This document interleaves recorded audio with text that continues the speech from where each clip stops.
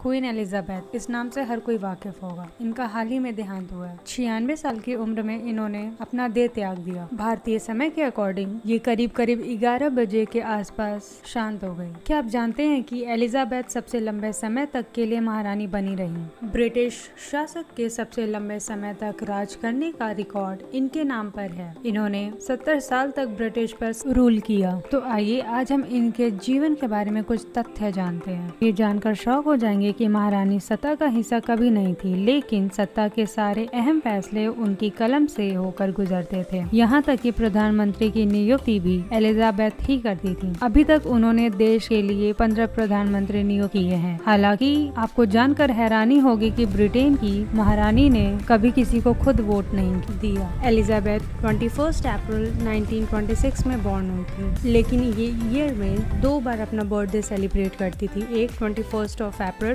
और दूसरा 17 जून। कहा जाता है कि जून के महीने में अच्छा मौसम होने की वजह से वो अपना दूसरा जन्मदिन मनाती थी। क्वीन एलिजाबेथ कभी स्कूल गई ही नहीं, उसके बावजूद भी उनको काफी सारे लैंग्वेजेस का नॉलेज था। उन्होंने घर ही प्राइवेट टीचर और अपने पेरेंट्स से शिक्षा ली थी। क्या आप जानते हैं कि बिना पासपोर्ट के ही करीब 116 देशों की यात्रा उन्होंने की थी। इनमें से 96 दौरे आधिकारिक थे। दरअसल ब्रिटेन में सभी पासपोर्ट महारानी के नाम से ही जारी किया जाता था, इसलिए उन्हें यात्रा करने के लिए पासपोर्ट की आवश्यकता नहीं होती थी। न ही उन्होंने अपने वाहन पर लाइसेंस प्लेट या ड्राइविंग लाइसेंस की आवश्यकता होती थी। किसी ने सही कहा है, शौक बड़ी चीज होती है। क्वीन एलिजाबेथ ने अपना पहला ईमेल 1976 में भेजा था और उनकी अपनी इंस्टाग्राम पोस्ट 2019 में पब्लिश की थी। ईयर 2010 में उन्होंने द ब्रिटिश मोनार्क के नाम से पेज के साथ फेसबुक ज्वाइन किया था। मात्र 25 की उम्र में इनका राज्याभिषेक हुआ था। उसके बाद वो 7 स्वतंत्र राष्ट्रमंडल देशों की रानी बनी थी। एलिजाबेथ अपने मृत्यु से पहले